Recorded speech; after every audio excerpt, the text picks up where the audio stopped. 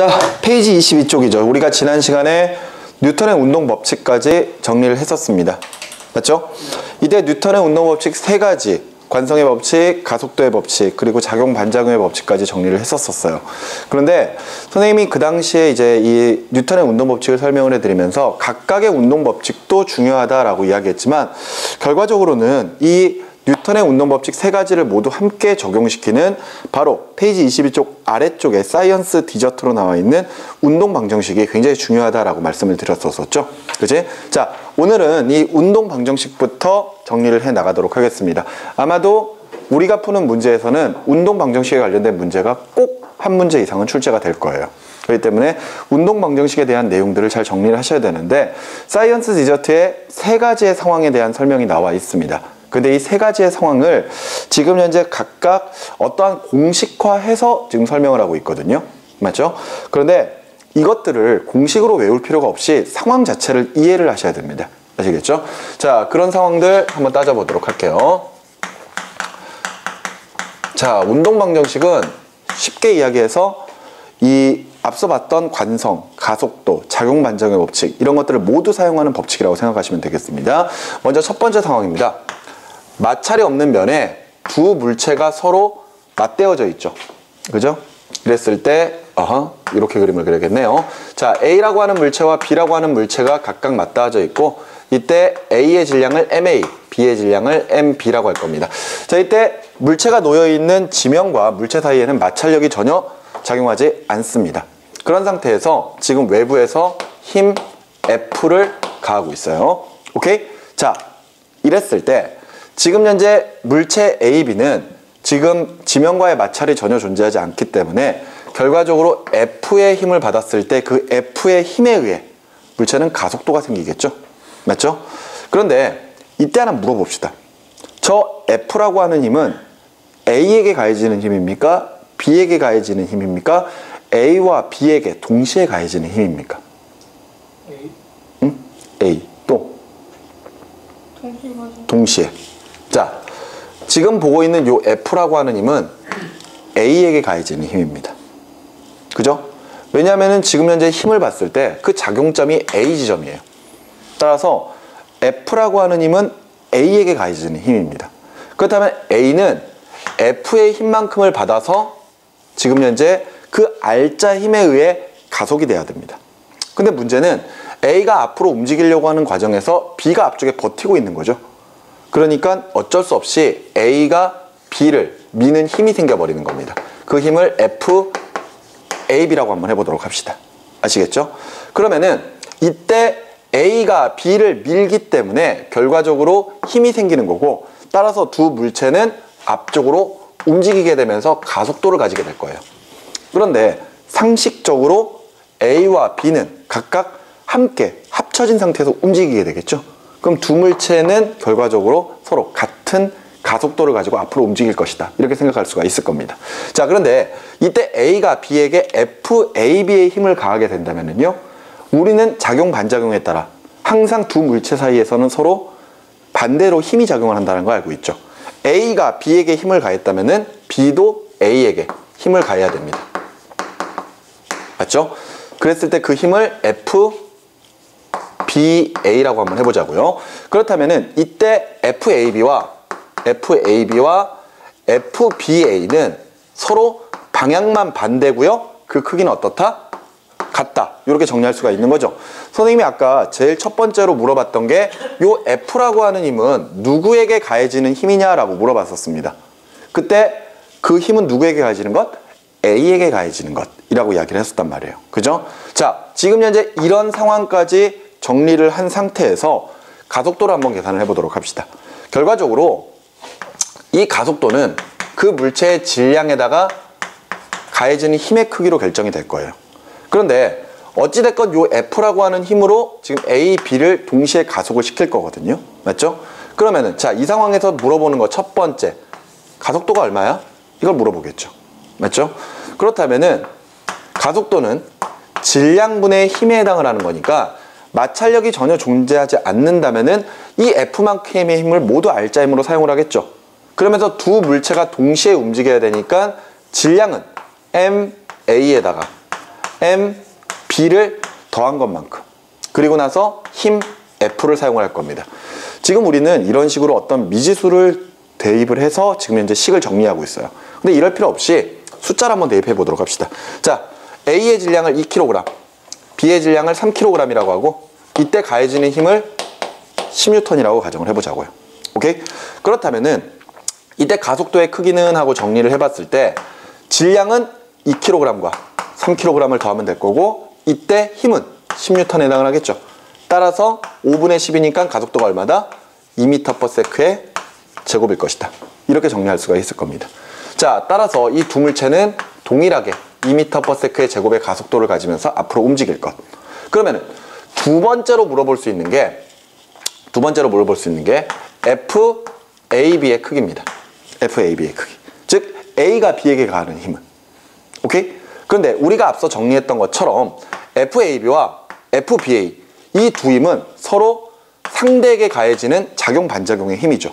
따라서 힘의 크기만 본다면은 FAB나 FBA는 어떤 값이다? 같은 값이다 라고 볼 수가 있습니다. 이 과정은 작용 반작용과 관련된 거죠. 그런데 결과적으로 이 FAB의 힘 때문에 B라고 하는 물체가 2m/s의 제곱의 가속도를 가지게 되는 거잖아요. 맞죠? 이때 B에게 가해지는 또 다른 힘이 존재합니까? 아니죠. 그렇기 때문에 이때 요 FAB는 결과적으로 B에게 가해지는 R자 힘이라고 볼 수가 있습니다. 알겠니? 그 힘을 FB라고 하자고요. 그렇다면은 그 문제에서 FAB를 물어보든 FBA를 물어보든 FB를 물어보든 어차피 같은 값이라는 거. 맞지? 그렇다면은 이때 R자인 FB는 B의 질량 MB가 가속도 A로 움직일 수 있는 힘이잖아요. 그러면은 질량 몇 킬로? 3kg. 그죠? 거기에 가속도 2m/s의 제곱. 따라서 힘은 몇 뉴턴이다? 6뉴턴이다. 이렇게 정리를 할 수가 있습니다. 여기까지 이해가 되셨습니까? 자, 그런데 이런 과정에서 세 번째, 이번에는 A에게 가해지는 R자임을 물어보는 거죠. A에게 가해지는 R자임. 앞서 F라고 하는 힘은 누구에게 가해지는 힘? A에게 가해지는 힘. 맞죠? 그런데 결과적으로 저 F 때문에 FAB가 생긴 거죠. 맞지? 그런데 A는 누구에게 가해지는 힘? A에게 가해지는 힘. FAB는 누구에게 가해지는 힘? B에게 가해지는 힘입니다. 서로 상대가 다르죠? 그렇다면 저 두 힘은 합하거나 뺄 수가 없어요. 맞죠? 하지만 FAB 때문에 무슨 힘이 생겨요? FBA가 생기죠? FBA는 누가 누구에게? B가 A에게 가해지는 힘이잖아요. 다시 정리합시다. F는 누구에게 가해지는 힘? A에게. FBA는 누구에게 가해지는 힘? A에게. 둘 다 같은 물체에게 작용을 하죠. 그렇기 때문에 두 힘은 합성이 가능한 거죠. 그러면서 그 힘의 방향이 서로 반대니까 빼지게 될 겁니다. 그 말인즉슨 FA, 즉 A에게 가해지는 R자임은 결과적으로 A에게 가해지는 F에서 뭘 빼주면 돼요? FBA를 빼주면 되는 거죠. 그래서 선생님이 F가 누구에게 가해지는 힘이냐라고 첫 번째로 물어봤던 겁니다. 대상이 누구냐에 따라서 힘을 합하거나 뺄 수 있고 그러지 못하는 경우가 생기거든요. 작용 반작용은 힘의 크기가 같고 방향이 반대라도 서로 상대에게 가해지는 힘이기 때문에 빼거나 더할 수 없습니다. 그러니까 FAB 몇 뉴턴? 6뉴턴을 줬어요. 근데 이때 FBA도 FAB의 크기가 완전히 동일하기 때문에 똑같이 6뉴턴이란 말이에요. 그럼 학생들이 선생님 6뉴턴 주고 6뉴턴 받았으니까 0이잖아요. 이렇게 자꾸 이야기한단 말이에요. 근데 서로 상대에게 가해지는 힘이기 때문에 뺄 수가 없는 겁니다. 상쇄가 되지 않는 거예요. 따라서 A에게 가해지는 힘은 F에서 FBA를 빼주면 되겠죠. 그렇다면은 F의 크기 얼마? 10뉴턴. 마이너스 FBA가 앞서 FAB랑 똑같다 그랬죠. 몇 뉴턴? 6뉴턴. 따라서 몇 뉴턴? 4뉴턴이다. 그런데 이것을 이렇게도 정리할 수 있잖아요.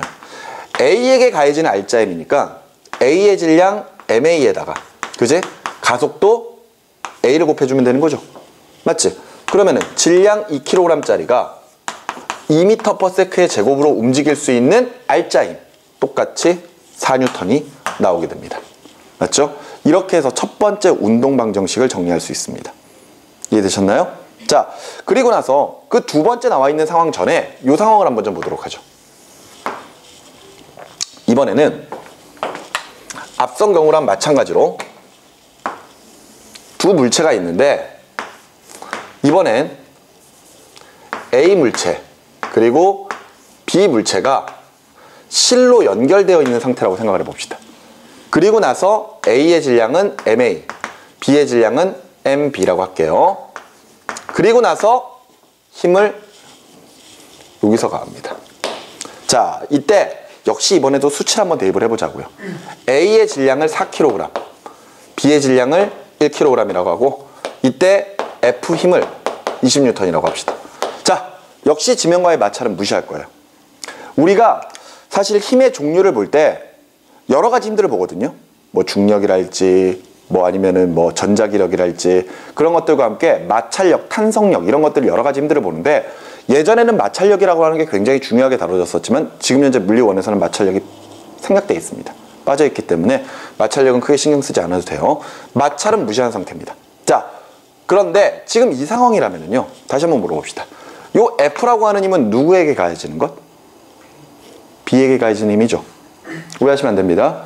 그러면은 B는 F라고 하는 힘을 받아서 가속을 하기 시작을 할 거예요. 근데 문제는 실이 연결되어 있죠.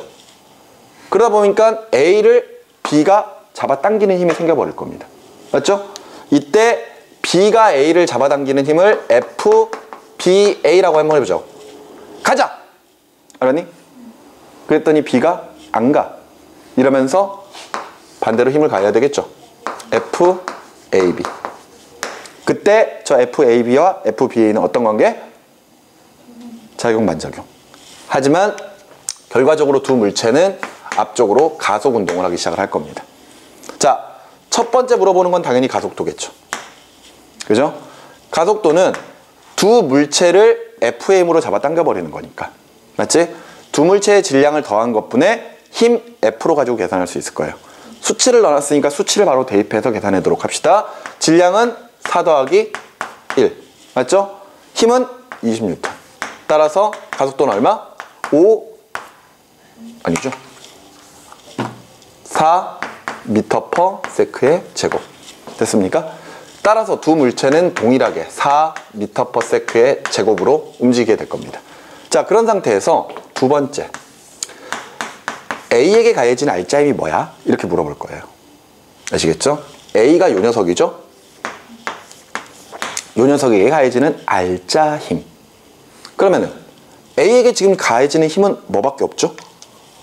요밖에 없네요. 맞죠? 다른 힘은 존재하지 않잖아. 이게 무슨 힘이라고? B가 A를 잡아당기는 힘. 맞지? 그러니까 결과적으로 FA나 FBA나 서로 어떤 거죠? 같은 거예요. 그런데 이때 FBA랑 FAB는 서로 방향만 반대지 크기는 어떻다? 같다. 그러면은 FAB는 FBA랑 작용 반작용의 관계로 똑같은 거죠. 맞죠? 자, 그런 상태에서 정리를 해보면은요. FA라고 하는 알짜힘이 결과적으로 MA의 질량을 가지고 있는 녀석을 A의 가속도로 끌어당기는 힘. 따라서 이 값은 얼마다? 질량 4kg짜리를 4m/s의 제곱으로 가속시키는 힘이니까 얼마다? 16N이다. 이렇게 우리가 설명을 할 수가 있을 겁니다. 여기까지 이해되시나요? 그런데 앞서 이렇게 두 물체가 접촉되어 있는 경우에는 서로 상대에게 가해지는 힘을 FAB나 또는 FBA로 가지고 표현을 할 거예요. 그런데 예를 들어 이런 식으로 두 물체 사이에 실이 연결되어 있는 경우에는 지금 FBA나 FAB가 각각 실을 통해서 전달이 돼 버리거든요. 실을 통해서. 그랬을 때 결과적으로 FBA라고 하는 게 B가 실을 통해서 A를 잡아당기는 힘이잖아. 반대로 FAB라고 하는 게 A가 C를 통해서 B를 잡아당기는 힘이죠. 여기까지 이해가 되십니까? 그랬을 때 이 실이 팽팽해지면서 나타나는 힘을 우리가 장력 T라고 표현하는데 이 장력 T라고 하는 게 결과적으로 저 둘 사이에서 작용하고 있는 FAB와 FBA 크기랑 완전히 동일하다라는 겁니다. 알겠니? 장력이라고 하는 게 이렇게 실처럼 팽팽해진 물체에서 작용하는 힘이거든요. 이때 모든 지점에서는 다 같은 크기의 힘들이 작용한다라고 보고 있습니다. 이것도 따지고 보면 정전기적 인력이에요. 근데 그런 것들 너무 어려우니까 패스하도록 하고, 어찌됐건 장력 T라고 하는 것은 이 둘 사이에서 작용하는 작용 반작용의 크기가 동일하다라고 생각하시면 돼요. 따라서 지금 이 상황에서 A에 대한 알짜임을 물어보면서 그때 FBA나 FAB를 물어보는 게 아니라 그냥 장력 T를 물어봐도 상관이 없습니다. 아시겠습니까? 장력 T가 얼마지? 그러면은 누가 끌려가지를 생각하시면 됩니다. 누가 끌려가지? A가 끌려가는구나. A가 끌려갈 때 얘한테 작용하는 알짜임이 얼마지? 4kg짜리가 4m/s의 제곱의 가속도로 끌려가니까 힘은 얼마다? 16N이다. 이렇게 정리를 하시면 되는 거예요. 됐죠? 그럼 한 가지만 더 보면 되겠죠? 세 번째. B에게 작용하는 알짜임. 그죠? 요 힘은 누구에게? B에게. 근데 여기에 또 B에게 작용하는 힘이 하나 더 있죠. 뭐? FAB. 맞지? FAB가 A가 B에게 작용하는 힘이잖아요. 두 힘은 서로 B에게 작용하는 거니까 합성이 가능하겠죠. 방향이 반대니까 빼면 됩니다. 근데 앞서 FAB는 뭐로 표현할 수 있다? 장력 T로 표현할 수 있다. 따라서 FB의 크기는 F에서 뭘 빼준다? 장력 T를 빼준다. 그럼 F의 크기가 20N이고요. 장력의 크기가 얼마? 16N이잖아요. 따라서 힘은 몇 N이다? 4N이다. 정리될 거고요. 이것 말고도 또 다른 방법이 있죠. B의 알짜임이니까 결과적으로 B의 질량에서 A의 가속도를 곱해주면 될 거 아니에요. 그러면 마찬가지로 1kg짜리가 4의 m/s의 제곱의 가속도로 가속되는 힘이니까 똑같이 4N이 된다는 것을 우리가 정리를 해볼 수가 있습니다. 무슨 말인지 여기까지 이해되시나요? 자, 요게 지금 현재 운동방정식의 가장 기초 과정이라고 보시면 되겠습니다. 여기까지 이해되셨습니까? 자, 저 두 가지 상황을 가지고 이제 조금 더 복잡한 상황으로 연결을 해 나가 보도록 하죠. 자, 그 다음 교재 두 번째로 나와 있는 상황을 보도록 하겠습니다.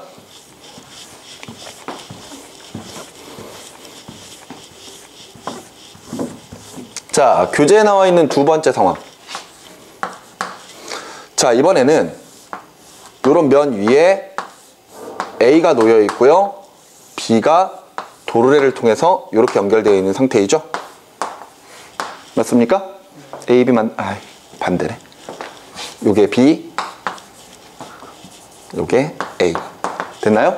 자, 그리고 나서 각각 질량을 M, A, M, B 이렇게 되어 있습니다. 자, 지금 이 상황인 거예요. 자, 역시 마찬가지로 숫자를 대입해 볼까요? 자, 얘 같은 경우에는 1kg. 그 다음에 얘를 4kg이라고 합시다. 자, 그런데 앞서 우리가 봤던 두 가지의 상황과 지금 상황을 비교를 해봤을 때 앞선 두 상황과 지금 상황의 결정적인 차이는 앞선 두 상황은 외부에서 가해지는 힘이 표현이 되어 있습니다. 하지만 이 경우에는 힘이 표현되지 않는다는 겁니다. 자, 그런데 여기에서 우리가 외부에서 작용하는 힘을 하나 생각을 해보면은 이때 A라고 하는 물체가 지금 현재 처해 있는 상황을 생각해 보는 거죠. A라고 하는 물체는 지금 실에 연결되어 있는 상태입니다. 그런데 예를 들어 실이 없는 상태에서 A가 공중에 그냥 떠 있는 상태라면은 예를 들어 이 A를 잡고 있던 물체나 또는 손을 딱 치워주면은 A는 아래로 떨어지겠죠. 그 떨어진 이유는 뭐 때문에? 중력 때문에. 바로 이 물체에게는 항상 지면과 연직 방향으로 자신의 질량 M, A에 해당하는 중력 MAG가 작용을 하고 있는 거죠. 맞지? 이것을 결과적으로 우리가 무게라고 표현을 할 겁니다. 따라서 지금 이 상황에서는 외부에 힘이 작용하지 않아도 결과적으로 이만큼의 중력이 A에게 작용하고 있다는 사실을 통해 A에게 1kg짜리의 중력 가속도를 곱한 만큼의 힘이 작용하는구나. 이렇게 해서 계산할 수가 있을 겁니다. 근데 우리가 알고 있는 중력 가속도는 원래는 9.8m/s의 제곱이죠. 그러니까 물체는 초당 9.8m/s씩 가속이 되면서 아래로 떨어진다는 겁니다.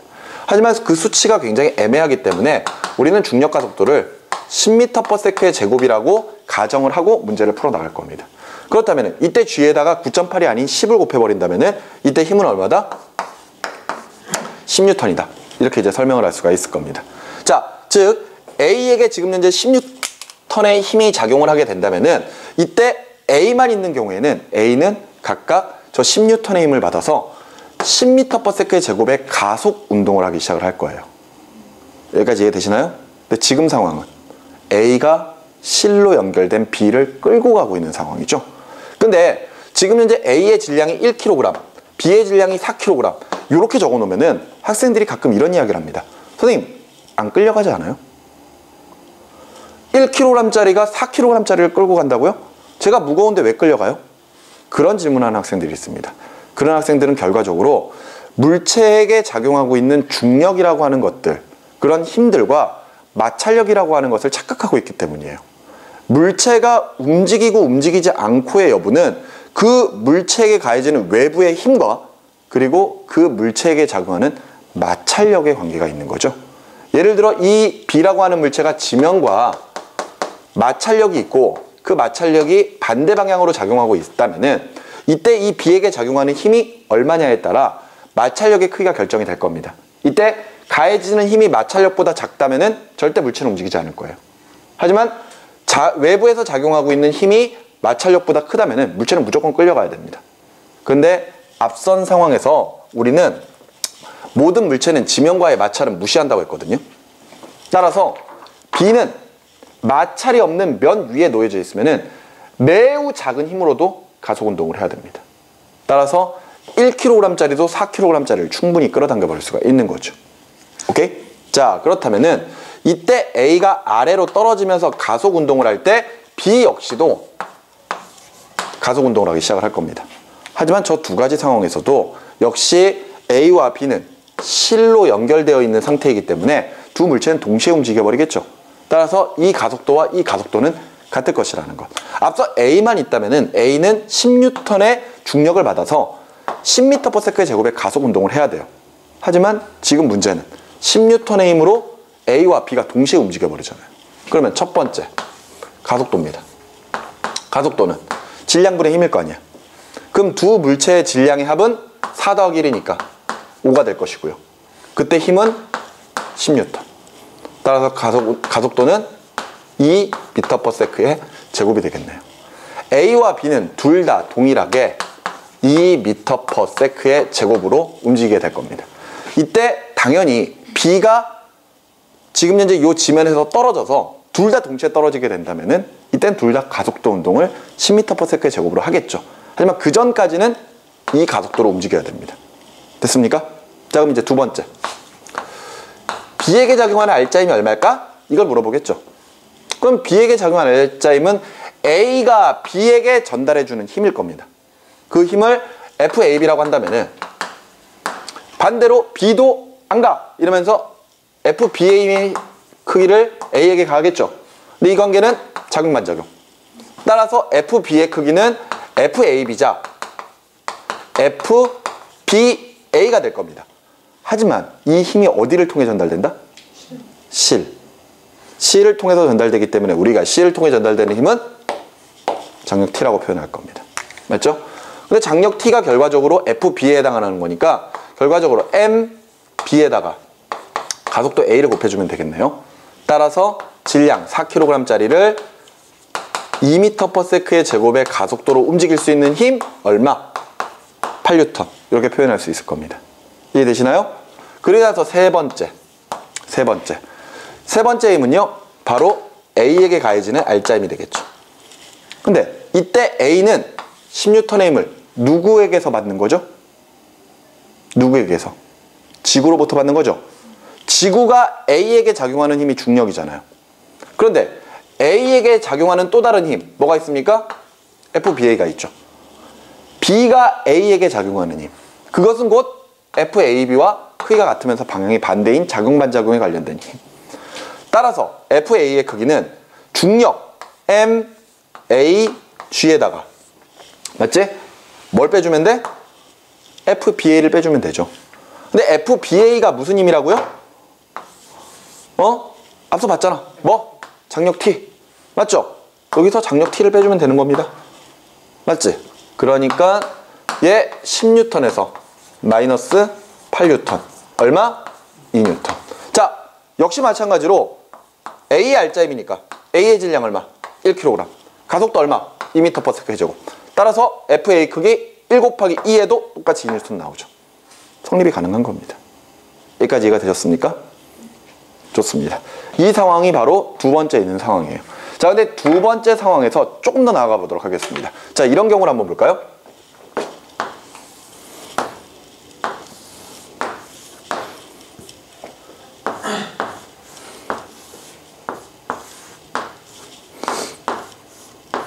자, 앞에 보시기 바랍니다. 이때 A라고 하는 물체와 B라고 하는 물체가 빗면을 통해 연결되어 있습니다. 역시 A의 질량을 MA, B의 질량을 MB라고 할게요. 그리고 지금 현재 B가 있는 경사면의 각도는 세타라고 할 겁니다. 아시겠죠?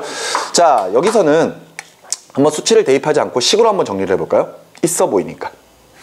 자, 보겠습니다. 이때 A라고 하는 물체는 앞서 저 경우와 마찬가지로 아래쪽으로 뭐가 작용을 하죠? 중력, mg가 작용하겠죠. 이때 그 크기를 mag라고 표현할 수가 있을 겁니다. 맞죠? 그런데 이때 A만 혼자 움직일 수 있는 게 아니죠. 맞죠? A는 도르래를 통해 B를 끌고 가야 됩니다. 이때 역시 지면과의 마찰은 무시할 거예요. 그러면은 A가 B를 끌어당기는 힘이 있겠지. FAB. 맞지? 근데 이런 힘이 있다면은 B도 A를 끌어당겨야 될 거 아니야. FBA. 맞죠? 그런데 이때 FAB와 FBA는 C를 통해 전달되는 거니까 뭐로 표현할 수 있다? 그렇죠. 장력 T로 표현할 수 있다. 됐습니까? 물어보는 건 동일합니다. 첫 번째, 가속도는? 이렇게 물어보겠죠. 그죠? 그러면 가속도는 A와 B를 동시에 끌고 가야 되는 거니까 MA 플러스 MB. 됐습니까? 그리고 나서 힘은 요거죠. 맞지? 이거잖아? MAG. 여기까지 이해되십니까? 오케이? 이해돼? 근데 이렇게 되면 틀려요. 그죠? 이렇게 되면 틀립니다. 자, 앞서 저 경우랑 차이가 있죠. 자, B를 따로 좀 보도록 하겠습니다.